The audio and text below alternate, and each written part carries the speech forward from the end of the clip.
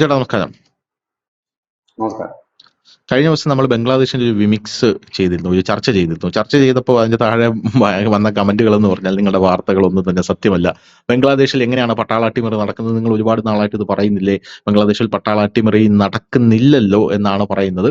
അതിൽ വാർത്തയിൽ നമ്മൾ കൃത്യമായിട്ടുള്ള കാര്യങ്ങൾ കൃത്യമായിട്ട് പറയുന്നുണ്ട്. ബംഗ്ലാദേശിൽ യൂനിസിന്റെ കാര്യങ്ങൾ, യൂനിസ് എന്താണ് അവിടെ ചെയ്യുന്നത് എന്നുള്ള കാര്യങ്ങൾ, അവിടെ പട്ടാള മേധാവി എങ്ങനെയാണ് യൂനിസിനെ ടാക്കിൾ ചെയ്യാൻ ശ്രമിക്കുന്നത് എന്നുള്ള കാര്യങ്ങളൊക്കെ നമ്മൾ പറയുന്നുണ്ട്. അപ്പോൾ കഴിഞ്ഞ ദിവസം ഒരു വലിയൊരു സംഭവം നടന്നിട്ടുണ്ട്. യൂനിസ് ചൈനയിലേക്ക് പോയിരിക്കുകയാണ്. സംഭവം ഈ പട്ടാള അട്ടിമറി നടക്കും എന്നുള്ള ഒരു ഭയം കൊണ്ട് യൂനിസ് ചൈനയിൽ സർക്കാരിനെ ആശ്രയിച്ചിരിക്കുകയാണെന്ന് അറിയാൻ സാധിക്കുന്നത്. രണ്ട് ആംഗിൾ ഉണ്ട്. ഒന്നാമത്തെ കാര്യം, ഇന്ത്യയുമായിട്ട് ചർച്ച നടത്തണം എന്ന് പറയുമ്പോഴും യൂനിസ് ചൈനയിലേക്ക് പോകുന്നു എന്നുള്ളത് ഇന്ത്യയെ ചൊടിപ്പിക്കും എന്നാണ് ഒരു വിഭാഗം പറയുന്നത്. രണ്ടാമത്തെ വിഭാഗം പറയുന്നത്, ചൈനയിൽ പോയാലും യൂനിസിനൊന്നും ചെയ്യാനായിട്ട് സാധിക്കില്ല. കാരണം ചൈനീസ് സർക്കാർ ഇപ്പോൾ പാകിസ്ഥാനിലൊന്ന് കൈപൊള്ളി നിൽക്കുന്നത് കൊണ്ട് ബംഗ്ലാദേശിൽ വരാനുള്ള സാധ്യത കുറവാണ്. ബംഗ്ലാദേശിൽ ഓൾറെഡി ഒരുപാട് ആഭ്യന്തര കലാപങ്ങളും ആഭ്യന്തര യുദ്ധങ്ങളും ഉണ്ട്. അപ്പൊ അവരെ ടാക്കിൾ ചെയ്ത് മുന്നോട്ട് പോകാൻ ചൈനയ്ക്ക് സാധിക്കില്ല. അതിന്റെ ഉദാഹരണമാണ് യൂനിസ് ചൈനയിൽ വന്നിറങ്ങിയപ്പോൾ യൂനിസിനെ സ്വീകരിക്കാൻ അവിടെ ഒരു പട്ടിക്കുഞ്ഞു പോലും ഉണ്ടായിരുന്നില്ല എന്നുള്ളതാണ്. ഒരു ഭിക്ഷക്കാരനെ പോലെ യൂനിസ് ചൈനയിലേക്ക് വന്നിറങ്ങുന്ന കാഴ്ചയാണ് നമുക്ക് കാണാനായിട്ട് സാധിച്ചത്. ഈ ആംഗിളുകളിൽ കഴമ്പുണ്ടോ? അല്ലെ, ഇത് ഒരു നിർണായകമായ നീക്കമാണ് ഇപ്പൊ യൂനിസ് നടത്തുന്നത്. എനിക്ക് തോന്നുന്നു ഈ അവസാനത്തെ കളി എന്ന് നമ്മൾ പറയത്തില്ല, അവസാനത്തെ കളിക്ക് യൂനിസ് ഇറങ്ങിയിരിക്കുകയാണ്. പക്ഷെ ഇതിനകത്ത് മരണക്കളി, ഇതിനകത്ത് ധാക്ക ട്രിബ്യൂൺ ഉൾപ്പെടെയുള്ള ബംഗ്ലാദേശിന്റെ പത്രങ്ങൾ പറയുന്നത് ഇന്ത്യയോടാണ് ആദ്യം, നരേന്ദ്രമോദിയെ കാണാനാണ് പുള്ളി താല്പര്യം പ്രകടിപ്പിച്ചിരുന്നത്. പക്ഷെ ഇന്ത്യ പോസിറ്റീവായിട്ട് റെസ്പോണ്ട് ചെയ്യാത്തത് കൊണ്ടാണ് ഇന്ത്യ ഒന്നും മിണ്ടിയില്ല, അതിന് ഒരു മറുപടി നൽകിയില്ല. കാണാൻ പറ്റുമെന്നോ പറ്റത്തില്ലെന്നോ പറഞ്ഞില്ല.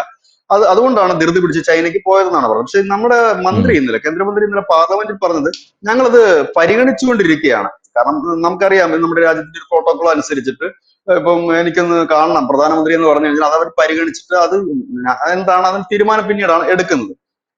അപ്പൊ എല്ലാ രാഷ്ട്രപ്രമുഖന്മാരും അങ്ങനെ തന്നെയാണ് പോകുന്നത്. അപ്പൊ പെട്ടെന്ന് ധൃതി പിടിച്ച് യൂനിസ് ചൈനയിലേക്ക് പോകുന്നു. ചൈനയിലേക്ക് പോകുമ്പോൾ തന്നെ യൂനിസ് ഒരു ഡയലോഗ് കൂടെ പറയുന്നുണ്ട്. അദ്ദേഹം പറയുന്നത്, അനവധി കരാറുകളിൽ ചൈനയുമായി ഞങ്ങൾ ഒപ്പുവെക്കും എന്നാണ് പറയുന്നത്. അതിനകത്ത് ചൈനയ്ക്ക് നേരത്തെ തന്നെ ഈ ബംഗ്ലാദേശിൽ ഒരു വലിയ ഹോസ്പിറ്റൽ സമുച്ചയം പണിയാൻ ഒരു വലിയ താല്പര്യം ഉണ്ടായിരുന്നു, ഒരു മൾട്ടി. കാരണം അവർ ഈ ബംഗ്ലാദേശ് ഈ ആരോഗ്യകാര്യത്തിനും ഓപ്പറേഷൻ രോഗകാര്യങ്ങൾക്കൊക്കെ ഏറ്റവും കൂടുതൽ ആശ്രയിക്കുന്നത് ഇന്ത്യയാണ്, ഇന്ത്യയുടെ ഹോസ്പിറ്റൽ. അതായത് ബംഗ്ലാദേശിൽ ഈ ഹോസ്പിറ്റൽ സൗകര്യങ്ങൾ വളരെ കുറവാണ്. അപ്പൊ അവിടെ ഒരു വലിയ ഹോസ്പിറ്റൽ ശൃംഖല സ്ഥാപിക്കാൻ ചൈനയ്ക്ക് വലിയ താല്പര്യം ഉണ്ടായിരുന്നു. അപ്പൊ അതിനൊക്കെ ഉള്ള ഒരു തയ്യാറെടുപ്പിലായിരുന്നു. പക്ഷെ ഇപ്പോ നമുക്ക് ഇപ്പൊ ധനുഷ് പറഞ്ഞതനുസരിച്ചാണെങ്കിൽ സാധാരണഗതിയിൽ ഒരു രാജ്യത്തിന്റെ ഭരണാധികാരി വരുമ്പോൾ ആ പ്രോട്ടോകോൾ അനുസരിച്ച് ഇപ്പൊ ചൈനീസ് പ്രസിഡന്റ് വന്നില്ലെങ്കിൽ പോലും, അല്ലെങ്കിൽ അവിടുത്തെ ഒരു പ്രധാനമന്ത്രി വന്നില്ലെങ്കിൽ പോലും അതിന് തത്തുല്യ യോഗ്യതയുള്ള ഒരാൾ വന്ന് സ്വീകരിക്കേണ്ടതാണ്. പക്ഷെ അങ്ങനെ ഒരു നനഞ്ഞ സ്വീകരണമാണ് യൂനിസിന് കിട്ടിയത്. അത് മാത്രവുമല്ല, ഇന്ത്യ ഇതിനകത്ത് പ്രതികരിച്ചിട്ടുമില്ല. നരേന്ദ്രമോദിയുടെ കൂടിക്കാഴ്ചയ്ക്ക് യൂനിസ് ചോദിച്ചിട്ട് പ്രതികരിച്ചിട്ടുണ്ട്. ഇവിടെ എനിക്കൊരു വലിയ സംശയം എന്ന് വെച്ച് കഴിഞ്ഞാല്, യൂനിസിന്റെ ഭരണം ഇനി അധിക നാള് ബംഗ്ലാദേശിൽ ഉണ്ടാകാൻ യാതൊരു സാധ്യതയുമില്ല. കാരണം എന്തെങ്കിലും ഒരു സാധ്യത ഉണ്ടായിരുന്നെങ്കിൽ തീർച്ചയായിട്ടും ഇപ്പോഴത്തെ ഒരു സാഹചര്യത്തിൽ ഇന്ത്യ, പ്രത്യേകിച്ച് നരേന്ദ്രമോദി, ഒരു ചർച്ച യൂനിസുമായി നടത്തുമായിരുന്നു. അദ്ദേഹം മൈൻഡ് ചെയ്തില്ല. കത്ത് കിട്ടിയിട്ട് അദ്ദേഹം യെസ്സും പറഞ്ഞില്ല നോയും പറഞ്ഞില്ല. അപ്പൊ അതിനർത്ഥം യൂനിസ് ഇനി അധികം നാളില്ലേ, ഇനി പോലുള്ളതിനാണ് നമ്മൾ ചർച്ച നടത്തുന്നത് എന്ന് ഉള്ള ഒരു തീരുമാനമാകാം. ഇപ്പോൾ ധനുഷ് പറഞ്ഞതനുസരിച്ചാണ് ചൈനയിൽ ചെല്ലുമ്പോഴും നനഞ്ഞ സ്വീകരണമാണ്. നനഞ്ഞ സ്വീകരണമാണെങ്കിൽ അവർക്കും കൃത്യമായി തന്നെ അറിയാം ഇനി ഇയാൾ അധികം നാളില്ല. അപ്പൊ ഇങ്ങനെ വലിയ പവറൊന്നും ഇല്ലാത്ത ഒരാളുടെ പിന്നെ സംസാരിച്ചിട്ട് കാര്യമില്ല. അത് മാത്രമല്ല, യൂനിസ് ഇടക്കാല സർക്കാരിന്റെ ഉപദേഷ്ടാവാണ്. അപ്പൊ അദ്ദേഹം പോയിട്ട് കരാറിൽ ഒപ്പിടാൻ പറ്റില്ല. അത് നമുക്ക് സാമാന്യ അതാ ഞാൻ പറഞ്ഞു, ബംഗ്ലാദേശിലുള്ള സകലമാന പേര് പൊട്ടന്മാരാണ് എന്നുള്ള രീതിയിലാണ്. അപ്പം ഇദ്ദേഹത്തെ ഒരു താൽക്കാലിക സംവിധാനം, അതായത് ഡിസംബറിലേക്ക് ഇലക്ഷൻ നടത്തുമെന്നാണ് ഇപ്പൊ യൂനിസ് പറയുന്നത്. അതിനു മുൻപ് അതൊക്കെ ഒന്ന് സംവിധാനം റെഡിയാക്കാൻ വേണ്ടിയിട്ടാണ് ഇദ്ദേഹത്തെ വെച്ചിരിക്കുന്നത്. ഇദ്ദേഹം പോയിട്ട് കരാർ ഒപ്പിടാൻ കഴിയില്ല സ്വാഭാവികമായി തന്നെ. അതിന് ഒരുപാട് നൂലാമാലകളും നിയമപ്രശ്നങ്ങളും ഒക്കെ തന്നെ ഉണ്ട്. ബംഗ്ലാദേശ് മുമ്പ് ചില പദ്ധതികളുമായിട്ട് ചൈനയെ വന്നെങ്കിൽ അതുപോലും നേരെ ഇവർ നടത്താൻ കഴിയാത്ത അവസ്ഥയിലാണ് ചൈനക്കാരിയിരിക്കുന്നത്. അപ്പോഴാണ് യൂനിസ് ഇവിടുന്ന് അങ്ങോട്ട് പോയിട്ട് ഞങ്ങൾ കുറെ കരാർ ഒപ്പിടാൻ പോവുകയാണെന്ന് പറഞ്ഞത്. ശരിക്കും ചൈനയിലേക്ക് യൂനിസ് പോയാൽ അതിനൊന്നും അല്ല. പകരം തന്റെ സ്ഥാനം ഒന്ന് ഉറപ്പിച്ച് നിർത്തുക, അതിന് തനിക്കൊരു സഹായം ആവശ്യമാണ്. കാരണം നിലവിലത്തെ സാഹചര്യത്തിൽ ഈ പാകിസ്ഥാൻ സഹായിക്കും, പാകിസ്ഥാൻ പിന്നിലുണ്ടെന്നൊക്കെ പറഞ്ഞ് പാകിസ്ഥാൻ അതിലും വലിയ അവസ്ഥ നിൽക്കുകയാണ്. അതായത് പിടിച്ചതിലും വലുതാണ് അളയിലെന്ന് പറയുന്ന അവസ്ഥയാണ് പാകിസ്ഥാൻ്റെത്. അപ്പൊ അവരെ ഇനി അത് നോക്കിയിട്ട് കാര്യമില്ല. പിന്നെ ഇന്ത്യയുടെ സഹായം ലഭിക്കാൻ സാധ്യതയില്ല, അമേരിക്കയുടെ സഹായം ലഭിക്കാൻ സാധ്യതയില്ല, മറ്റു രാജ്യങ്ങളുടെ സഹായം ലഭിക്കാൻ സാധ്യത. അങ്ങനെയുള്ളപ്പോൾ എന്റെ പിന്നിൽ ചൈന ഉണ്ട്, ചൈന ബംഗ്ലാദേശിന് പിന്നിലുണ്ട് എന്ന് അറിയിക്കുകയാണ് ലക്ഷ്യം. അദ്ദേഹത്തിന്റെ ഒരു പ്രധാന ലക്ഷ്യം. ഇനി ഒരു മെസ്സേജ് കൊടുക്കുക, അതായത് ലോകത്തിനും ഇല്ലെങ്കിൽ ഇന്ത്യക്കും അമേരിക്കയ്ക്കും ഒരു മെസ്സേജ് കൊടുക്കുക എന്നുള്ളതാണ്. പക്ഷെ ഇവിടെ ശ്രദ്ധേയമായ കാര്യം, യൂനസ് ചൈനയിലേക്ക് പോകുന്നതിന് ഒരു വാർത്താ പ്രാധാന്യവും അവരുടെ നാട്ടിലെ പത്രങ്ങൾ പോലും കൊടുക്കുന്നില്ല.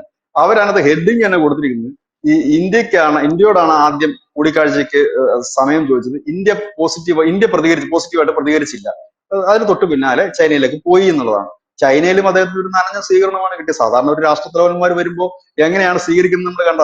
നമ്മുടെ ഈ അടുത്ത് ഈ ഖത്തർ ഭരണാധികാരി ദില്ലിയിൽ വന്നപ്പോൾ പ്രോട്ടോകോളുകൾ മാറ്റിവെച്ചിട്ടാണ് നരേന്ദ്രമോദി എയർപോർട്ടിൽ പോകുന്ന അദ്ദേഹത്തെ കെട്ടിപ്പിടിക്കുന്ന സ്വീകരിക്കുന്ന കാഴ്ച നമ്മൾ കണ്ടിട്ട് ഒരു മാസം 1.5 മാസമൊക്കെ ആകുന്നു.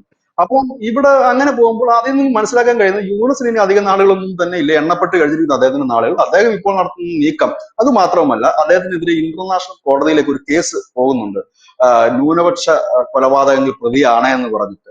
അപ്പോ അങ്ങനെ ഒരു കേസ് വരുന്നത്. കാരണം ഇതിനകത്ത് വരുന്ന കുഴപ്പമെന്ന് വെച്ച് കഴിഞ്ഞാല് ധനുഷേ, ഈ യൂനസ് എന്നൊക്കെ പറഞ്ഞു കഴിഞ്ഞാല് ഈ നോബൽ സമ്മാന ജേതാവാണ്. അദ്ദേഹം ഒരുപാട് NGO-കളിലൊക്കെ പ്രധാന റോളുകൾ വഹിക്കുന്നതാണ്. ഇവർക്കൊക്കെ അനവധി ഫണ്ടുകൾ കിട്ടുന്നതാണ്. അതായത് ഇവരിപ്പോ ബംഗ്ലാദേശിന്റെ ഈ ഭരണം ഒഴിഞ്ഞാൽ പോലും, വീട്ടിൽ ഇരുന്നാൽ പോലും ഇവർക്ക് അനവധി ഫണ്ടുകളും മറ്റും കിട്ടുന്നതാണ്. ഇവർക്ക് ഒരു അനവധി ലേഖനങ്ങൾ കിട്ടുന്നതാണ്, എഴുതാൻ അതിന് വലിയ പണം പലരും കൊടുക്കുന്നതാണ്. കാരണം NGO-കളാണ് ഇവരുടെ ബാക്ക് ബോൺ എന്ന് പറയുന്നത്.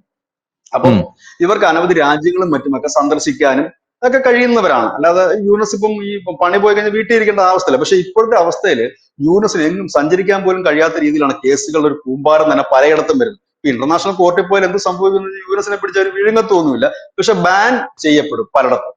ഇപ്പം യൂനസിന്റെ മകള് എതിരെ ട്രംപ് ഒരു കേസ് എടുത്തിട്ടുണ്ട്, മോണിക്ക യൂനസിനെതിരെ, ക്ലിന്റൺ ഫൗണ്ടേഷനുമായി ബന്ധപ്പെട്ടു. അതിന്റെ ഒരു പേര് വന്നിരിക്കുന്നത് യൂനസിന്. അപ്പൊ ഇനി അമേരിക്ക കണക്കുള്ള രാജ്യത്തേക്ക് പോകാൻ വലിയ പാടായിരിക്കും. ഇന്റർനാഷണൽ തലത്തിൽ ഇങ്ങനെ ഈ കൊലപാതകി എന്ന് പറഞ്ഞിട്ടൊരു കോടതിയിലേക്ക് ഒരു ഇത് പോയി കഴിഞ്ഞാൽ ബാക്കിയുള്ള രാജ്യങ്ങളിലും യാത്രാനുമതികൾ നിഷേധിക്കപ്പെടും. ബാൻ ചെയ്യുകയല്ല, യാത്രാനുമതികൾ നിഷേധിക്കപ്പെടും. അതായത് ഇവർക്ക് ഈ വരും. അപ്പൊ എന്ത് വരും, ഇദ്ദേഹത്തിന് എങ്ങും പോകാൻ വയ്യാത്ത ഒരു സാഹചര്യം വരും.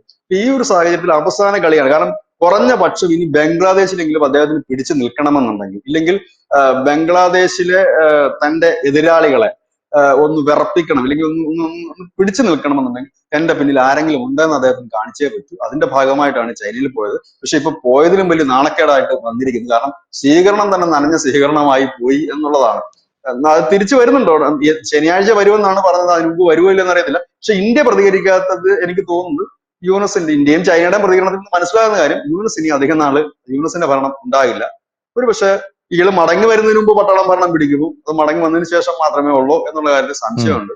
ഇനി അത് യൂനസിന് ചൈന വഴി വേറെ ഒരിടത്ത് പോകുമോ എന്നുള്ള കാര്യം കണ്ടു തന്നെ അറിയണം. കാരണം അവിടുത്തെ മാധ്യമങ്ങൾ പോലും വലിയ പ്രാധാന്യം ഒന്നും അതിന് കൊടുത്തു കണ്ടില്ല. ഇന്നലെ അവരുടെ സ്വാതന്ത്ര്യ ദിനമായിരുന്നു, അതൊന്നും വലിയ വാർത്തയായിട്ടെങ്കിലും വന്നു കണ്ടില്ല. പക്ഷെ ഇന്നലെ നരേന്ദ്രമോദി ഒരു കൊട്ടു കൊടുത്തിട്ടുണ്ട്, യൂനസിന് കത്ത് വിട്ടിട്ടുണ്ട്. അദ്ദേഹം പറഞ്ഞിരിക്കുന്നത്, നിങ്ങളുടെ വിമോചന സമരത്തിന്റെ എന്തായിരുന്നു കാര്യങ്ങൾ, ചരിത്രമൊക്കെ ഒന്ന് ഓർക്കുന്നത് നന്നായിരിക്കും. കാരണം ഇന്ത്യ ആയിരുന്നല്ലോ ഈ ബംഗ്ലാദേശ് നമ്മുടെ രാജ്യം തന്നെ ഉണ്ടാക്കി കൊടുക്കുന്നത് നമ്മളാണല്ലോ, ഇന്ത്യയാണ് ഉണ്ടാക്കി കൊടുക്കുന്നത്. അതൊക്കെ ഒന്ന് ഓർക്കുന്നത് നന്നായിരിക്കും. ഈ അവസരത്തിൽ അത് ഓർമ്മിപ്പിച്ചിട്ടുണ്ട് മോദി. അപ്പൊ അവന്മാര് ചെയ്തത് എന്താണ്, ഈ ഇപ്പൊ അധികാരം പിടിച്ചു കഴിഞ്ഞപ്പോഴത്തേനും തന്നെയും അവിടുത്തെ ഇതിൽ നിന്നല്ല ഇന്ത്യയുടെ പേരുകൾ നീക്കം ചെയ്യല്ല ചെയ്തത്. ഇന്ത്യ അല്ല ഞങ്ങൾക്ക് വാങ്ങിത്തന്നത്, ഇന്ത്യയുടെ കാര്യങ്ങളല്ല ഞങ്ങൾക്ക് വാങ്ങിത്തന്നത് എന്നുള്ളതായിരുന്നല്ലോ ഇവർ ചരിത്രത്തിൽ നിന്ന് ഇന്ത്യ മായ്ച്ചു കളഞ്ഞിട്ട് പകരം പാകിസ്ഥാനെ ഹൈലൈറ്റ് ചെയ്യാൻ വേണ്ടി ഒരു ശ്രമം. പാകിസ്ഥാനെ തല്ലി ഒതുക്കിക്കൊണ്ടാണ് നമ്മൾ അവർക്കത് മേടിച്ചു കൊടുത്തത്. അപ്പം അതവർ മറന്നു. അപ്പം അങ്ങനല്ല, നിങ്ങൾ പഴയ കാര്യങ്ങളൊക്കെ ഓർക്കുന്നത് നല്ലതാണ് എന്ന രീതിയിൽ തന്നെയാണ് മോദി ഒരു കത്ത് ഇട്ടിരിക്കുന്നത്. ബംഗ്ലാദേശിനെ ആശംസിച്ചുകൊണ്ടാണ്, അവരുടെ സ്വാതന്ത്ര്യദിന ആശംസയോടൊപ്പം തന്നെ വെച്ചിരിക്കുന്ന കാര്യം ഇതാണ്. അതിൽ തന്നെ കൃത്യമായ ഒരു വാണിംഗ് തന്നെയാണ് അദ്ദേഹം കൊടുത്തിരിക്കുന്നത്. പഴയ കാര്യങ്ങളൊക്കെ ഒന്ന് ഓർക്കുന്നത് നന്നായിരിക്കും, നിങ്ങൾ എങ്ങനെ ഉണ്ടായി, നിങ്ങളുടെ രാജ്യം എങ്ങനെ ഉണ്ടായി എന്ന് തന്നെ അത് കൃത്യമായിട്ട് അദ്ദേഹം പറയുന്നു. അപ്പൊ ഇത് തന്നെയാണ് അതിന്റെ അവസ്ഥ. ഇനിയിപ്പോ അതിന്റെ എന്താണെങ്കിൽ ഇനിയിപ്പോ ഒരു ക്ലൈമാക്സിന് അധികം സമയമൊന്നും നമ്മൾ കാത്തിരിക്കേണ്ടി വരില്ല. ഒരു ചെറിയ ഒരു സമയം, ഇപ്പൊ സിനിമയാണെങ്കിൽ നമ്മൾ പറയത്തില്ല അവസാനത്തെ ഒരു 2 മിനിറ്റ്സിലാണ് ഇതിന്റെ ക്ലൈമാക്സ് എന്ന് പറയുന്നത്. ആ ഒരു സമയം എത്തിയിരിക്കുന്നു. ഏതായാലും നമുക്ക് അധികം വൈകാതെ ചിലപ്പോൾ 2-3 ദിവസത്തിനുള്ളിലോ അല്ലെങ്കിൽ മാക്സിമം ഒരാഴ്ചക്കുള്ളിൽ നമുക്ക് ഇതിന്റെ ഒരു വിധി അറിയാൻ കഴിയും. താങ്ക് യു വിജേട്ടാ, താങ്ക് യു സോ മച്ച്.